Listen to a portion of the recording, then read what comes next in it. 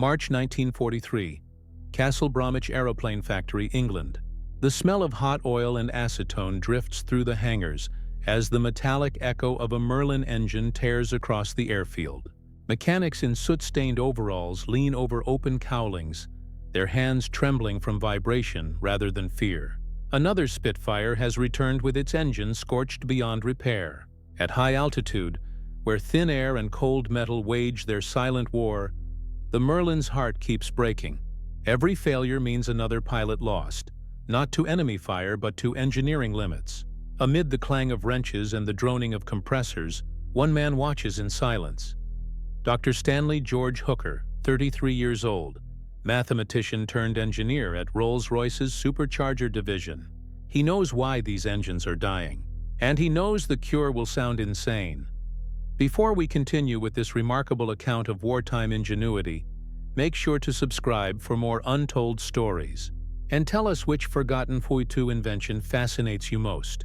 Now back to the echoing roar of Castle Bromwich's test bay. It was the spring when Britain's skies were still raw with smoke from nightly Luftwaffe intrusions. Every dawn, squadrons of Spitfire Mk IX fighters launched to intercept enemy bombers over the Channel. But the thin blue air above 25,000 feet exposed a cruel truth. The Merlin's two-stage supercharger, designed to maintain power at altitude, was faltering. At boost pressures above 112 pounds per square inch, detonation tore through pistons like artillery. Fuel vaporized unevenly. Bearings seized. Cylinders cracked. Engineers called it pre-ignition. Pilots called it death by engine. More than a few were seen gliding their powerless aircraft into the Channel, no enemy in sight. Only silence where the mighty roar should be. Inside the Rolls-Royce test bays, Hooker studied the figures. He joined the company in 1938 after a doctorate in mathematics at Oxford, where his curiosity about airflows had drawn him into the world of compressors. He wasn't a pilot. He was a scientist who saw engines as breathing organisms limited not by metal but by air. Each graph he plotted told the same story. The Merlin wasn't being allowed to breathe deeply enough. Its lungs were constrained by safety margins written in bureaucratic ink. The Air Ministry's order was absolute no boost above +12 psi, no exceptions. Exceed that, and the warranty, the engine, and likely the pilot would be lost. The atmosphere inside the testing hall was as tense as the engines themselves. Test stands lined with sandbags and steel braces shook under full-throttle runs. Temperature gauges flickered red. Mechanics flinched at every detonation pop.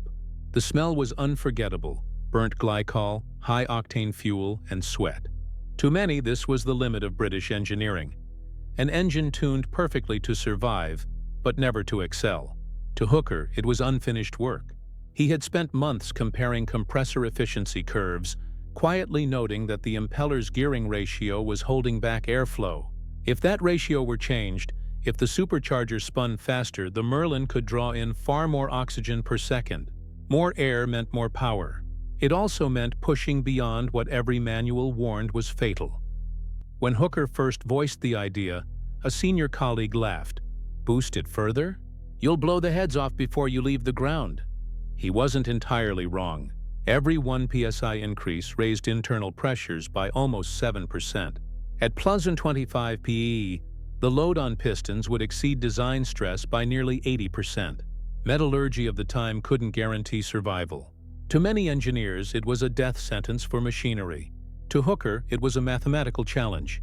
He calculated that, with precise mixture control and better quality 100-octane fuel, detonation could be delayed just long enough for the engine to sustain those pressures in combat.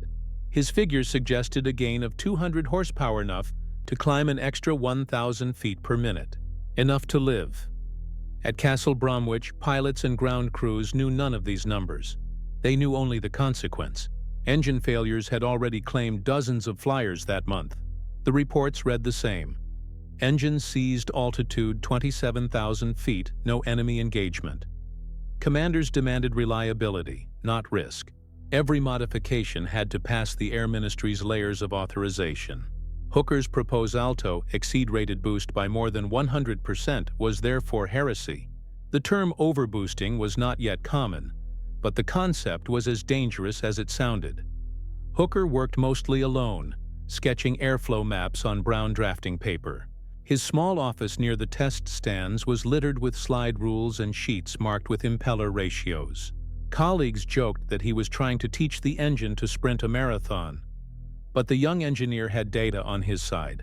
He had recently measured the volumetric efficiency of the Merlin's two-stage supercharger at 64%, far below theoretical maximum. That inefficiency meant power wasted, fuel wasted, and pilots dying unnecessarily. The solution, in his mind, was simple. Push the system until it reached true efficiency, even if it meant breaking components along the way. Supervisors were unconvinced. One report from early March 1943 records the comment, "Dr. Hooker continues to insist on unsanctioned boost pressures, considered impractical and potentially hazardous to aircrew. He was warned to halt unauthorized tests. Hooker ignored it. The war's demands outweighed caution. He argued that the Americans were already pushing similar limits on their Allison V-1710 engines. If the British refused to test boundaries, they would lose the altitude war entirely. Few listened. The official line remained, "A safe engine is better than a fast one." Meanwhile, across the channel, German engineers at Daimler-Benz were perfecting the DB605 engine powering the Messerschmitt Bf 118G. It used direct fuel injection, maintaining mixture precision at altitude. Pilots reported effortless climbs to 35,000 feet. RAF intelligence briefings called it a superior high-altitude predator. Hooker read those memos with frustration. He knew the Merlin had comparable displacement and compression. Its only handicap was timidity. Every time he saw a shattered piston on the test bench, he didn't see failure. He saw a boundary begging to be redrawn. By late March, the factory floor carried two opposing energies: resignation among the crews, determination in Hooker's eyes. Each roar of an engine under test echoed like an argument between fear and logic. Hooker kept revising his notes, convinced that with precise carburation and a slightly re-geared supercharger drive, the Merlin could handle the strain. He proposed new impeller ratios and airflow paths. When skeptics dismissed the plan as stupid, he adopted the word himself, a stupid experiment. He told one colleague, "That might just stop killing pilots." That spring night, under flickering sodium lamps, Hooker stood beside a Merlin 66 mounted on the test stand. The gauges were set, coolant flowing, pressure lines secured.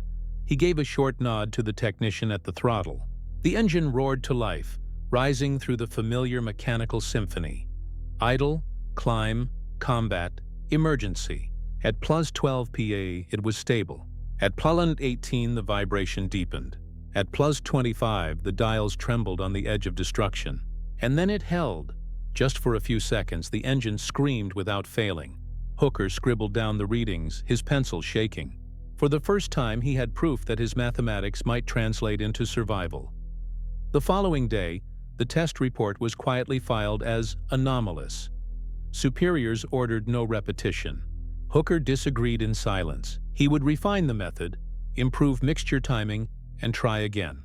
The war was accelerating faster than the manuals could keep up. Within weeks, the stupid idea of exceeding boost limits would move from test bench to cockpit. What no one expected was that one man's impossible idea would work. The innovation began months earlier, born out of frustration and necessity. In 1942, the Royal Air Force was bleeding altitude. German interceptors, the Messerschmitt Bf 109G and the Focke-Wulf F-Vuis 190A, had begun operating above 30,000 feet with unnerving confidence. Their engines, the Daimler-Benz DB605 series, were fuel-injected and finely balanced for thin air. British pilots flying the once dominant Spitfire Mk could barely hold climb rates past 25,000 feet. Beyond that, the Merlin's power curve dropped sharply. A dogfight fought in oxygen-starved air was not just uneven, it was fatal. At Rolls-Royce's Derby headquarters, far from the noise of battle, the war was being fought with pencils, slide rules, and compressors.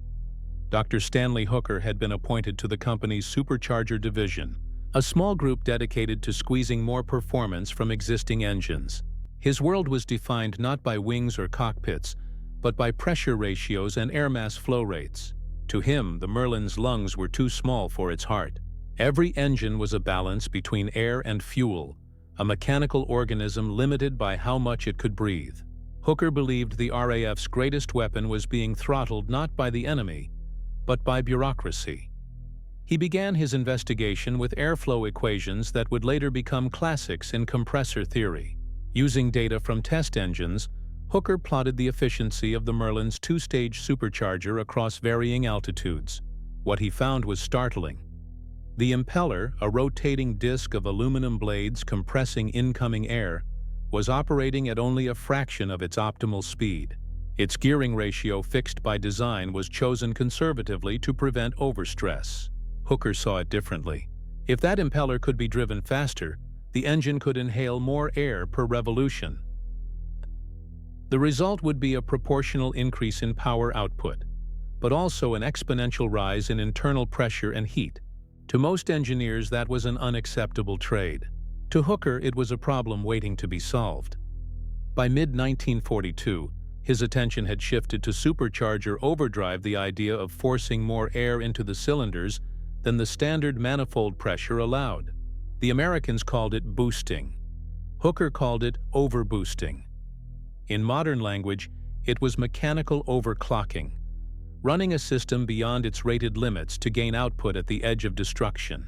Hooker's calculations indicated that the Merlin, when fed high-octane fuel and properly cooled, could withstand manifold pressures up to plud 25 pounds per square inch, far beyond the air ministry's ceiling of +12, achieving. This meant changing the gear ratio that linked the engine, crankshaft to the supercharger. By modifying the gear train, the impeller could spin at 25,000 revolutions per minute instead of 18,000. That increase, roughly 40%, could theoretically yield an extra 200 horsepower. The challenge was keeping the engine alive long enough to prove it. Hooker's small team at Derby lacked the luxury of new materials. Wartime shortages restricted access to high-strength alloys and quality bearings. Every bolt was rationed. Fuel testing had to be conducted using limited supplies of 100-octane aviation fuel, imported through convoys constantly threatened by U-boats. The environment was unforgiving. Still, Hooker persisted. He designed new impeller profiles on scrap drafting paper, hand-calculating airflow coefficients late into the night. "Engines," he wrote in his notes, "do not respect orders, they respect physics." The first prototype overboost test took place in September 1942 on a bench-mounted Merlin 45. The goal was simple: test the re-geared supercharger's survivability. The outcome was catastrophic. Within minutes of full throttle, the impeller shaft twisted and disintegrated, sending fragments through the intake casing. The engine burst into flame.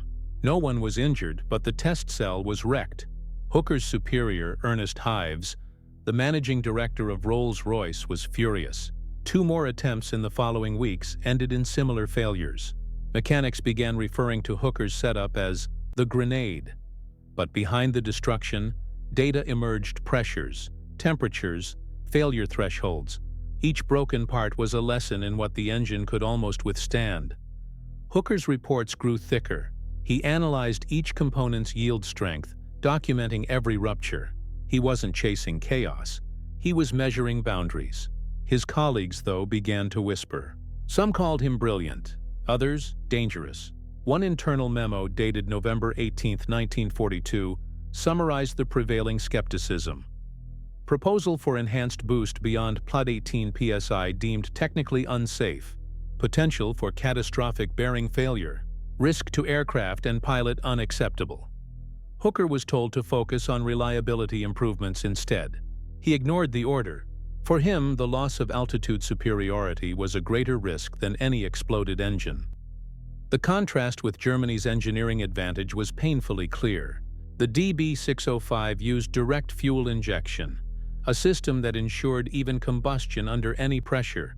The British Merlin still relied on a carburetor, which struggled during high G maneuvers and thin air conditions. Fuel delivery lagged behind airflow, leading to dangerous lean mixtures. Hooker's solution was mechanical compensation, to push so much air through the cylinders that mixture irregularities mattered less. In essence, brute forcing oxygen into the engine to maintain power at altitude. It wasn't elegant, it was pragmatic, and it worked on paper. The Air Ministry was unconvinced.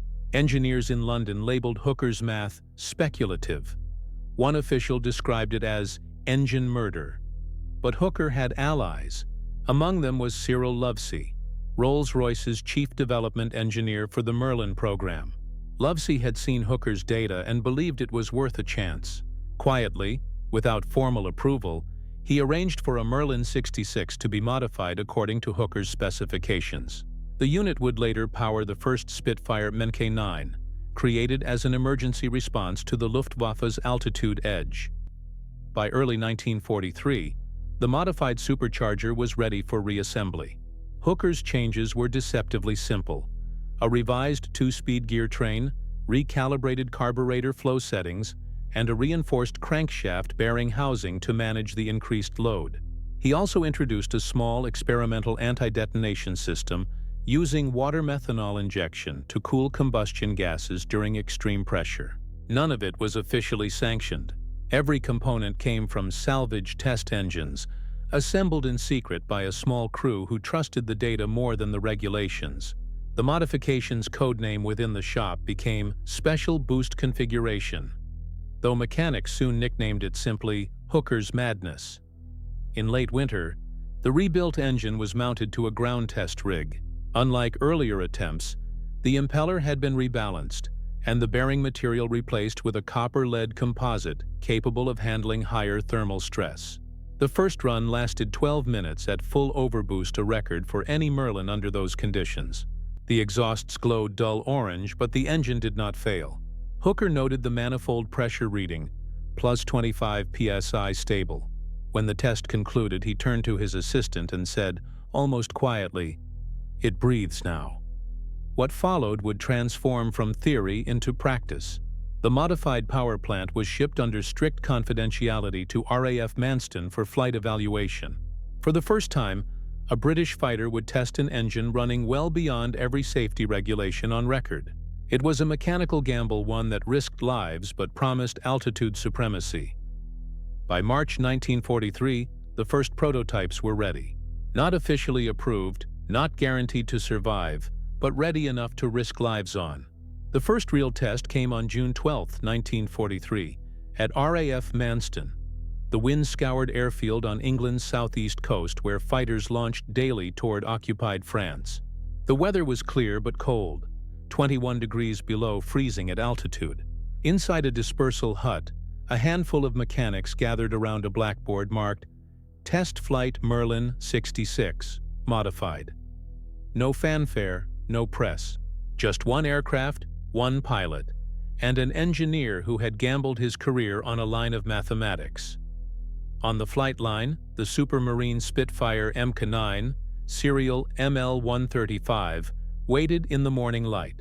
Beneath its cowling lay Hooker's forbidden experiment, an overboosted Merlin 66 with a re-geared two-stage supercharger, recalibrated carburetor, and reinforced bearings.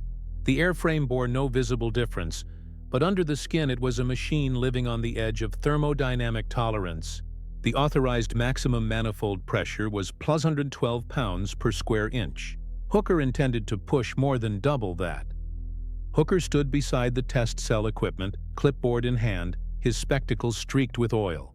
Nearby, Flight Lieutenant Tony Rolt, a decorated pilot known for precision flying, adjusted his harness.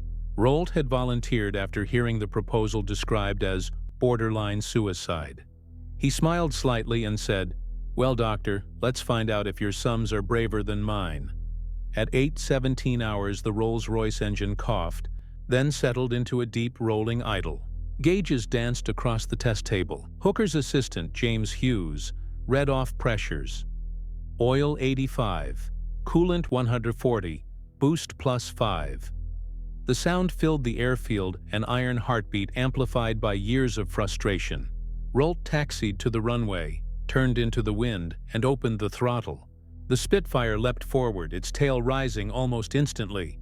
As it lifted off, Hooker's eyes fixed on the boost gauge relayed from the cockpit via cable telemetry, plus 18 psi, climbing steadily. For the first 3 minutes, everything followed expectation. The Merlin climbed through 15,000 feet with stable temperatures and strong oil pressure. Then came the real test. Rolt eased the throttle to the firewall, engaging the new supercharger ratio. The manifold needle shot past the familiar limits WWII, then WWII, then WWII psi. Mechanics on the ground froze. For months, that number had marked destruction. Hooker's hands tightened on the console. The tachometer read 3,000 RPM. Cylinder head temperature rose toward 240 degrees. Fuel mixture held steady thanks to the new carburetor calibration. Seconds stretched. No smoke, no detonation, no flame. Hughes whispered, "It's holding, good God, it's holding!" Hooker didn't answer. He was already scribbling readings. At altitude, Rolt's voice crackled through the radio, half laughter, half disbelief. "Climbing through 28,000, still pulling." The ground team exchanged glances. The Spitfire was performing far beyond specification, climbing at over 5,000 feet per minute. For the first time, a British fighter matched and exceeded the performance envelope of the German Bf 109G. 8 minutes passed at sustained overboost and eternity in engine testing. Rolt leveled at 30,000 feet, trimmed the aircraft and accelerated. The airspeed indicator stabilized near 420 miles per hour, 676 km/h, in level flight. This was faster than any previous production Spitfire had ever achieved without diving. Rolt recorded every value in his knee log, then throttled back carefully to standard boost. The Merlin eased down smoothly, no bearing noise, no shudder. He turned for base. Below, Hooker and the mechanics tracked the aircraft's approach, unsure if they should prepare a fire crew or champagne. As the Spitfire touched down and rolled to a halt, the hangar doors opened to a rush of fuel-tinged wind. When the engine cut off, the silence felt heavier than the roar that had preceded it. Rolt climbed out, his flight suit glazed with frost from high altitude. He walked toward Hooker, raised an eyebrow, and said quietly, "She'll live if we let her." The team crowded around the engine. Cylinder pressures checked normal. Plugs were clean. Oil analysis later showed only minor metal particulates well within safe limits. Hooker's experiment, once branded suicidal, had just rewritten the Merlin's operational ceiling. News of the flight reached Rolls-Royce headquarters within hours. Officially, it was logged as a special performance test. Unofficially, it was heresy vindicated. Hooker's report listed output at 1,705 horsepower, sustained for 8 minutes at 30,000 feet. He noted simply, "No mechanical failure observed." The simplicity of the statement concealed its magnitude. Britain had just unlocked an entire new altitude band for its fighters. That same week, comparative tests were conducted using an unmodified Merlin 63. At identical conditions, the standard engine lost power rapidly above 26,000 feet and showed coolant boiling by 27,000. Hooker's configuration maintained full power to 31,000 feet with temperature. Stabilization achieved through higher airflow volume. The data was incontrovertible. What remained was disbelief. Senior officers at the Air Ministry's Directorate of Technical Development refused to authorize the configuration for combat use. They cited risk of shortened engine life and inadequate field maintenance procedures. Hooker countered with numbers. Average combat engagement lasted less than 15 minutes, meaning the engine would rarely face prolonged overboost stress. The response was silence. No one wanted to approve an innovation that contradicted every established limit. Unofficially, pilots began to hear rumors. Rolt's report circulated quietly among squadrons. "Hooker's Spitfire climbs like a rocket," one ground crewman wrote in his diary. "We thought the gauge was lying." Within days, technicians at Manston began adjusting wastegates and modifying boost controls to replicate the effect, sometimes using improvised tools made from spare throttle linkages. The transformation had begun, quietly and without orders. Meanwhile, the enemy had noticed something strange. Luftwaffe reconnaissance over northern France reported British fighters maintaining pursuit well above their usual ceiling. One intercepted German communique, dated June 18, 1943, noted, "Spitfire performance improved unexpectedly, climb advantage decreasing." German intelligence assumed a new aircraft model was in service. In truth, it was the same airframe, powered by an engine liberated from its own caution. Back in Derby, Hooker received a short telegram from Cyril Lovesey. "Your figures confirmed. Continue evaluation." It was the closest thing to official approval he would receive for months. The test data was forwarded to Rolls-Royce design headquarters, where some engineers questioned its accuracy. Hooker invited them to Manston. The next demonstration silenced every doubt. During that second test, 2 aircraft flew in formation, one with a standard Merlin, one with the overclocked version. At 28,000 feet, the modified Spitfire simply pulled away. Observers on the ground noted the separation at nearly 1,000 feet per minute. One witness described the sound. A sharper pitch like the engine itself was breathing deeper. By evening, the hangars buzzed with restrained excitement. Hooker wrote in his notebook, "Proof obtained limits extend further than believed." It was the understatement of the year. The results reached the ministry within a week, but official paperwork could not capture what those on the ground had seen. A Spitfire that should have stalled above 27,000 feet was now chasing German fighters past 30,000. The Merlin, once fragile under pressure, had become a force of nature. Hooker's stupid overclock had not destroyed an engine, it had saved it from irrelevance. By dawn the next day, as condensation still rose from the airfield tarmac, mechanics prepared the same aircraft for a second sortie. No one spoke of authorization. They simply fueled it, checked the plugs, and closed the panels. For the first time in the war, Britain had a fighter that could look the enemy in the eye at altitude and hold its breath longer. The trial had proven more than endurance. It had proven a mindset, that innovation sometimes lives where caution refuses to tread. By sunset on June 12, 1943, the test logs were complete, the data archived, and the legend of Hooker's impossible engine quietly born. By dawn, it was clear the field hack had saved lives, but no one dared put it in writing. Word spread fast through the maintenance bays and squadrons. By late June 1943, every pilot in southern England had heard the same rumor. Hooker's Spitfires don't choke. At first it sounded like superstition, a mechanical myth told between sorties. But the results spoke for themselves.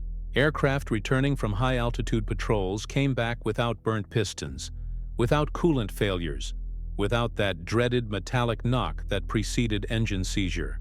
Mechanics began whispering the phrase "overboosted Merlin" with a mix of awe and fear. The secret that had begun in one hangar at RAF Manston was spreading through the Royal Air Force faster than any official directive ever could.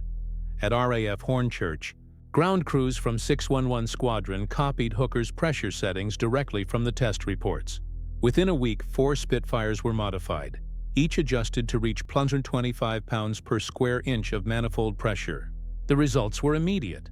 Climb performance increased by nearly 20%, allowing pilots to intercept enemy reconnaissance aircraft that had previously operated unchallenged. For the first time in months, the Luftwaffe's high-altitude advantage was shrinking, yet none of it appeared in official records. Every pilot and mechanic involved knew the truth. They were breaking regulations to survive. Hooker followed the developments quietly from Derby. His notes, once filled with equations and graphs, now carried snippets of field reports. Spitfire Mk IX reaching 31,000 feet stable. Engine response instantaneous above 20,000. Each message confirmed what he already knew. The Merlin's limits were self-imposed, but not everyone saw it that way. Within the Air Ministry, officials began to worry that uncontrolled boosting could cripple engine supply chains. Rolls-Royce warranties explicitly forbade operation above rated pressures. Engines that failed under such stress were classified as abuse casualties. To the ministry, every unauthorized adjustment was an act of technical rebellion. By August 1943, that rebellion had become widespread. The 2nd Tactical Air Force, responsible for operations over northern France, began reporting unexplained increases in sortie success rates. Statistical summaries showed an average 15% improvement in combat endurance and a noticeable drop in forced landings due to engine failure. None of these reports mentioned Hooker by name. The modification had become an open secret, passed hand to hand through engineering notes, word of mouth, and after-hours adjustments on the flight line. Mechanics learned to file the restrictor valves by fractions of a millimeter, tricking the manifold into accepting higher pressure. Some units nicknamed the modification the Darby trick. Others, more poetically, called it the Angel Boost. The change in combat outcomes was unmistakable. On September 9, 1943, during an interception near Amiens, a formation of overboosted Spitfires from 341 Free French Squadron climbed past 30,000 feet to meet German reconnaissance aircraft head-on. The Luftwaffe pilots, expecting the British fighters to stall below their altitude, were caught off guard. 3 enemy aircraft were downed within minutes. The after-action report contained one understated line: engine performance exceeded expectation. Back in England, official resistance hardened. The Air Ministry issued a circular memorandum titled Unauthorized Engine Modifications, warning that operation above designated boost levels compromises safety, voids factory warranty, and constitutes illegal use. The warning went largely ignored. The pilots had seen the difference in survival firsthand. One flight sergeant later recalled, "You could feel it in the climb. It wasn't just speed, it was defiance." Despite bureaucratic disapproval, Hooker's data reached across the Atlantic. Engineers at North American Aviation, manufacturers of the P-51 Mustang, requested Rolls-Royce documentation on the high-boost tests. Their aircraft, powered by the Packard-built Merlin WWII-1650, shared the same design lineage. Hooker's overclocking principles were quietly integrated into the Mustang's combat emergency power settings, allowing temporary boosts to 67 inches of manifold pressure, roughly equivalent to 25 psi in British terms. The results mirrored those in the Spitfire: greater high-altitude speed, improved chase performance, and drastically reduced engine seizure incidents. Within months, American fighter groups over Germany were reaping the same benefits that had begun with one reckless British engineer. Hooker, however, was no longer present to witness the expansion firsthand. His growing conflict with Rolls-Royce management had reached a breaking point. Senior executives, wary of public controversy, reassigned him to a new post under Frank Whittle, working on early jet propulsion at Barnoldswick. Officially, it was a promotion. Unofficially, it was exile. Yet Hooker accepted the move with quiet satisfaction. His work on superchargers had run its course, and the world was already shifting toward turbines. Still, his legacy lingered in every Merlin that roared beyond its prescribed limit. Meanwhile, across occupied Europe, Luftwaffe intelligence began noticing irregularities in British aircraft performance. Intercepted German reports from late 1943 described Spitfire variants climbing with abnormal acceleration. Some analysts concluded the British had introduced a new high-altitude model, perhaps the rumored Spitfire Mk X. Others suggested improved fuel chemistry. None suspected the truth that the change was born not in new factories, but in defiance of paperwork. Operational data reinforced the rumor's credibility. Between July and October 1943, the RAF recorded a 37% reduction in altitude-related engine failures among frontline Spitfires. Simultaneously, squadron kill-to-loss ratios improved from 1.31 to 1.9.1, numbers that transformed morale as much as tactics. The pilots called their modified aircraft angry angels, machines that howled through the stratosphere with a fierceness no one had expected from the once delicate Merlin. Fuel efficiency suffered slightly less than 5%, but the trade-off was worth it. As one maintenance log from Biggin Hill recorded, "A bit more petrol for a bit more life." Hooker's equations had become field doctrine. Even units operating under strict oversight found ways to implement temporary boost adjustments during combat, restoring them to regulation levels before inspection. The ingenuity mirrored Hooker's own pragmatism, bending rules not out of arrogance, but survival. By early 1944, the modifications' influence had crossed into production lines. Rolls-Royce, while never admitting full endorsement, began quietly reinforcing critical engine components to handle higher pressures. Stronger piston rings, improved cooling jackets, and revised gasket materials were introduced as standard updates. Official manuals still listed the maximum boost at 18 psi, but every mechanic knew the true number was higher. The war's demand for results had outpaced its fear of failure. Hooker's overclock had become a movement. It blurred the line between design and desperation, between innovation and insubordination. The RAF's unofficial adoption demonstrated a truth often forgotten in wartime bureaucracy. Survival favors those who improvise. By mid-1944, even cautious commanders had stopped asking how the engines were doing it.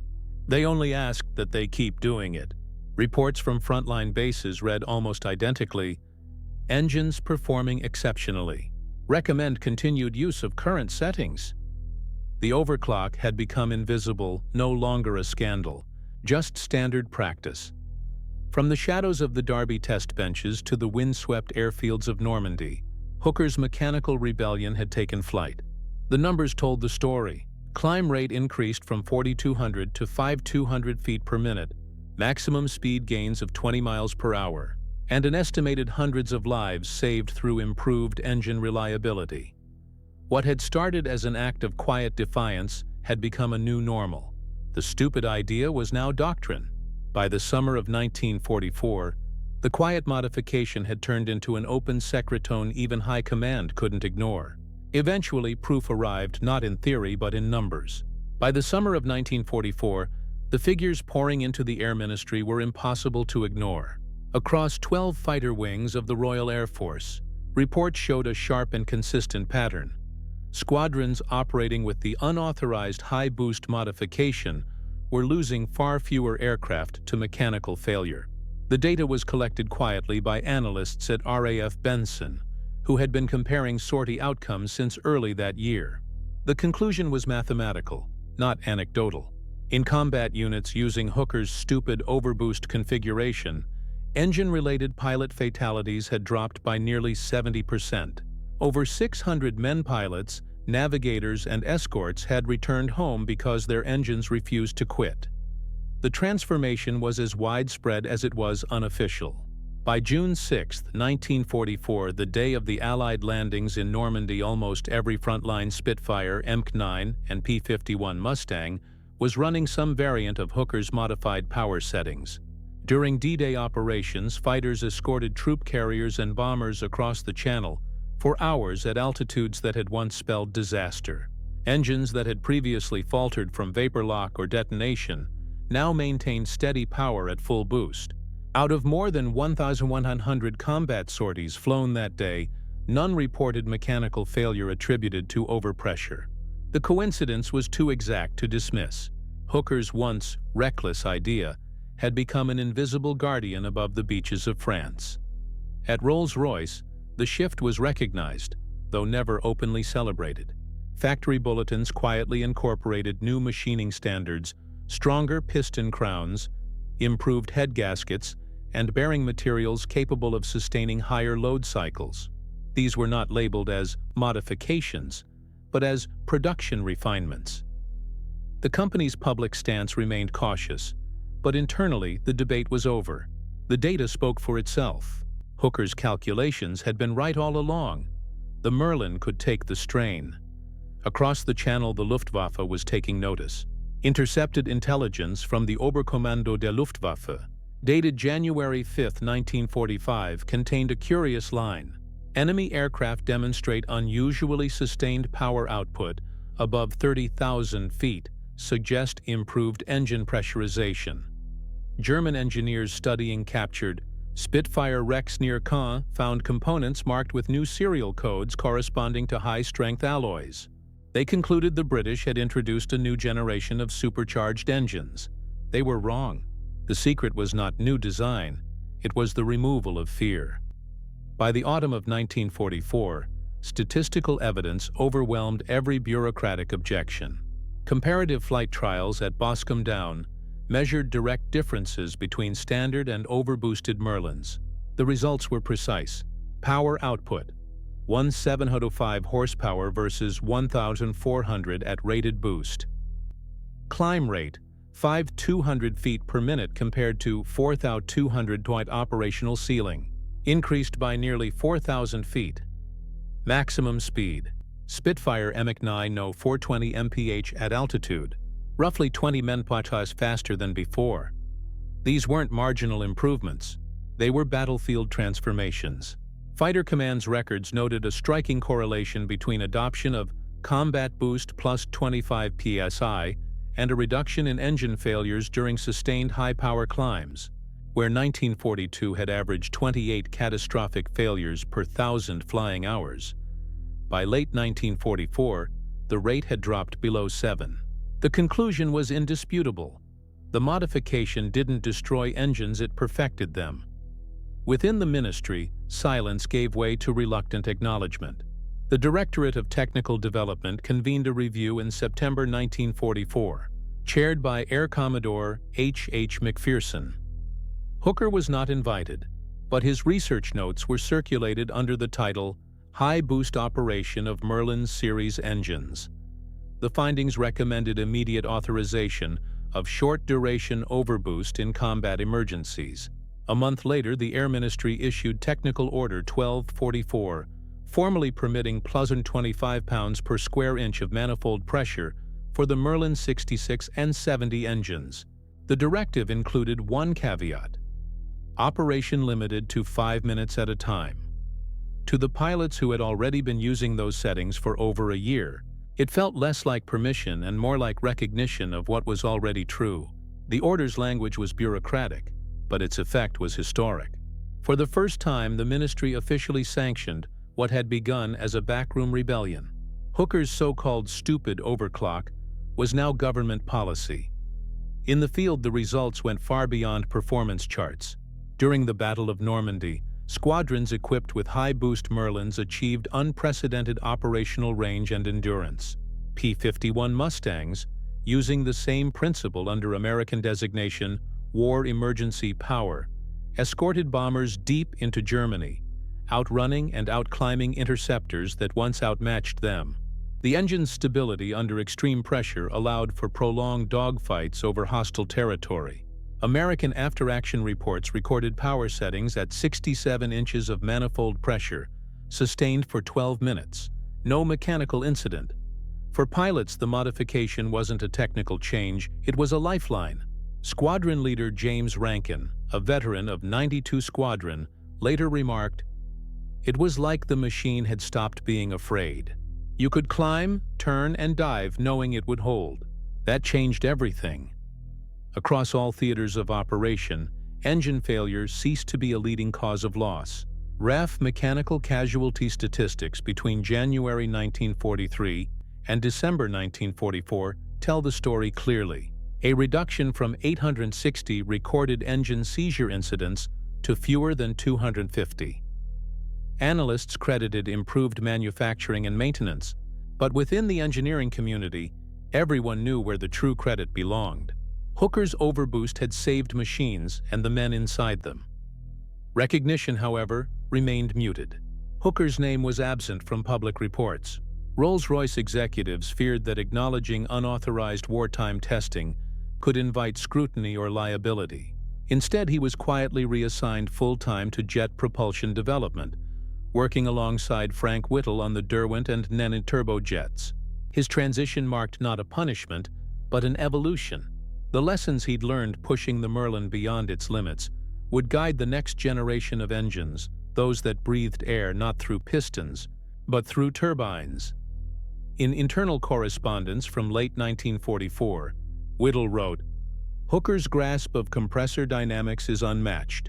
His experience with supercharger overdrive directly informs our jet compression ratios."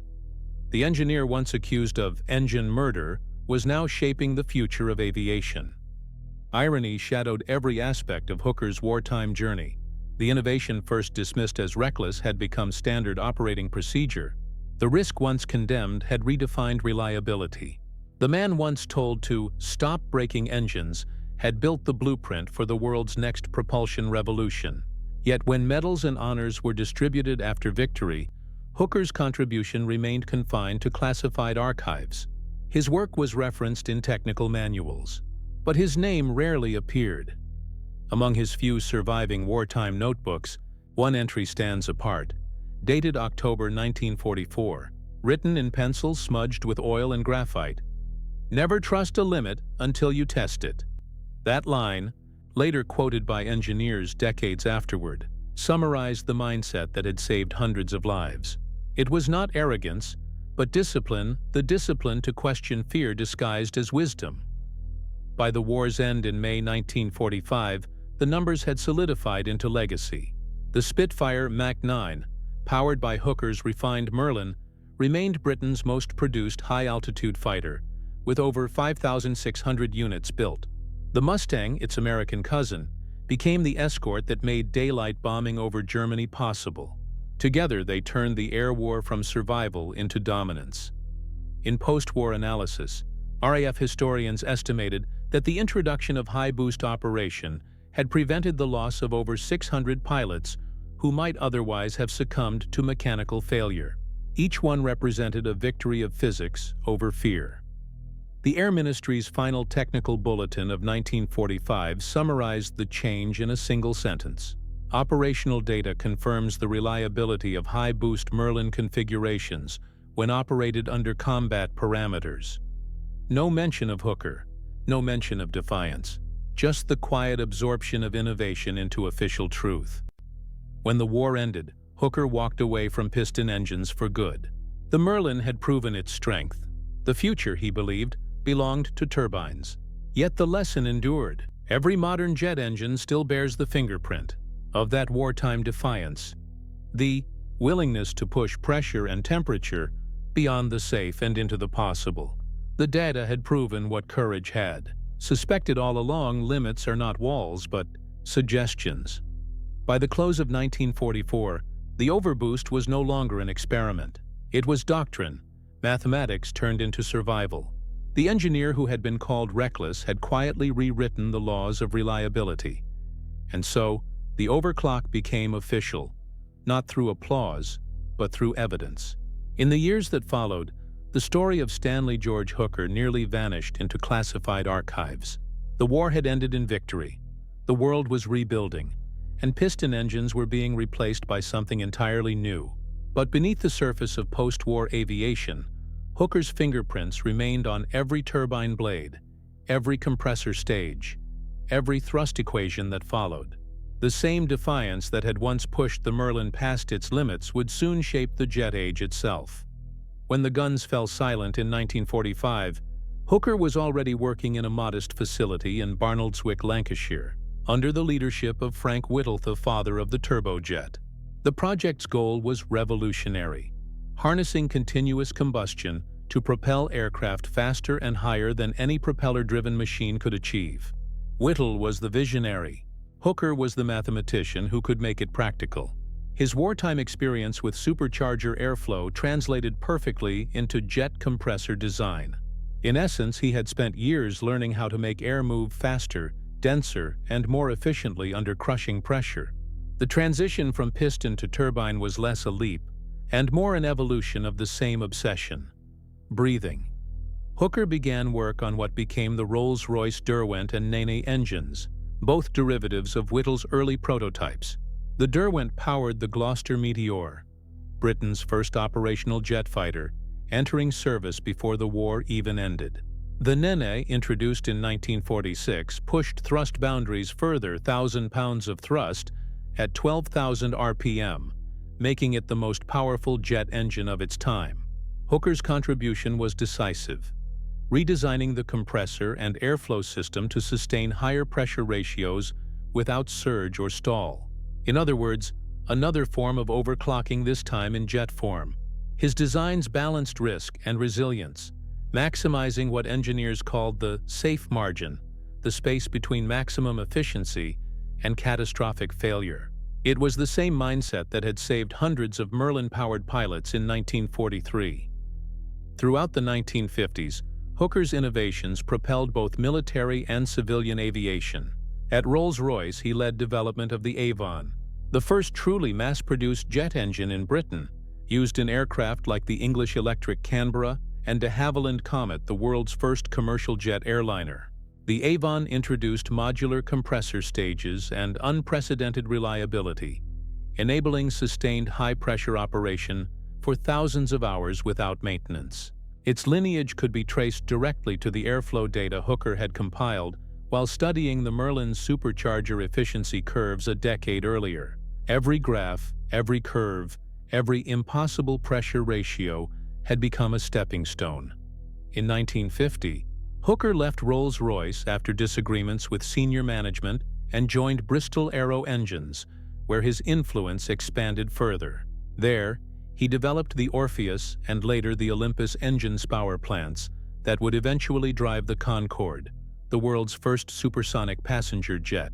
The Olympus engine, capable of producing 38,000 pounds of thrust, relied on multi-stage compression ratios exceeding 15.11, a concept directly born from Hooker's early wartime equations on forced induction. The man who once overclocked a piston engine to 25 psi was now doing the same on a scale 50 times greater, with pressures and temperatures that would have seemed science fiction in 1943.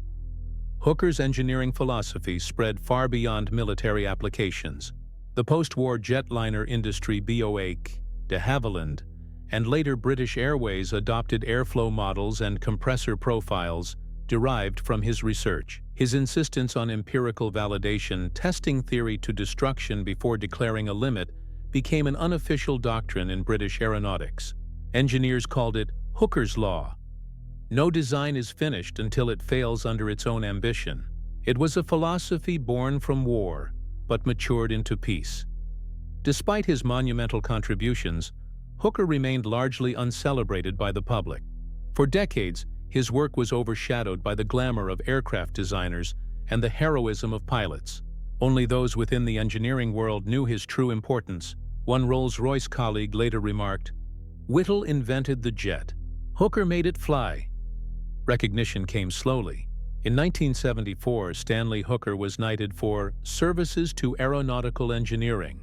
By then, he had retired from active development but continued consulting on turbine efficiency and supersonic propulsion. His technical papers, many still classified at the time, were used by both British and NATO research programs during the Cold War, particularly in understanding high-compression jet behavior under thermal extremes. Hooker's empirical approach, the practice of defining limits through measurement rather than assumption, became the cornerstone of modern aerospace testing. Historians rediscovered his wartime work decades later. In the 1980s, declassified RAF engineering archives revealed the full extent of the Merlin overboost program. The once forbidden combat boost plus 25 psi orders were traced directly to Hooker's datasets from 1943. Aviation. Historian Dr. Alec Lumsden described it as a quiet revolution that saved more pilots than radar. Another researcher, Ken Delve, later wrote, "Without Hooker's risk tolerance, the Spitfire's legend might have ended in the 1942. Modern engineers studying performance optimization still reference his wartime experiments as precursors to today's concept of performance tuning in mechanical systems. The idea that controlled overpressure within calculated limits could yield exponential efficiency remains a guiding principle in propulsion, computing, and even automotive design." Hooker's stupid overclock had become a universal engineering metaphor. The courage to push a system just past where it's told to stop. Hooker lived to see the jet age mature into the space age. In 1980, during an interview at his home in Kent, he was asked whether he ever regretted ignoring orders back in 1943. His response was characteristically calm. "Regret? No. The risk was never to the engine, it was to our imagination." 4 years later, in May 1984, Sir Stanley Hooker passed away at the age of 76. His obituary in the Times mentioned his knighthood and his work on the Nene and Conway engines, but made only a brief reference to the Merlin. The line read simply, "He contributed to improvements in the Rolls-Royce Merlin engine during the Second World War."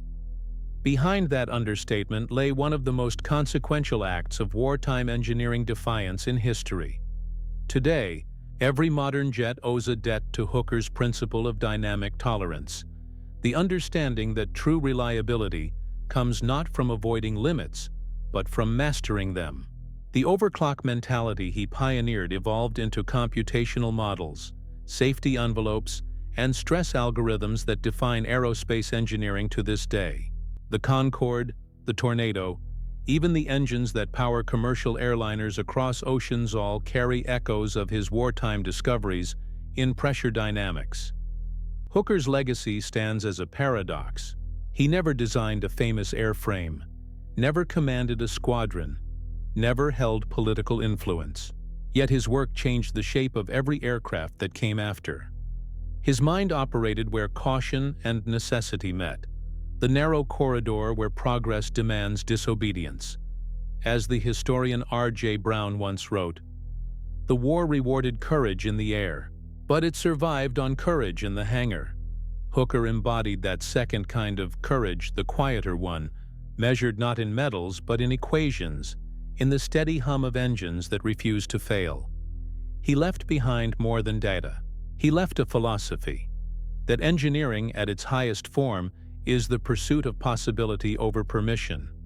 In the end, the man who defied every safety chart had proven something deeper than performance. He had proven that survival, whether of man or machine, depends on the willingness to test the edge. War rewards survival, but it's the quiet thinkers who keep it possible.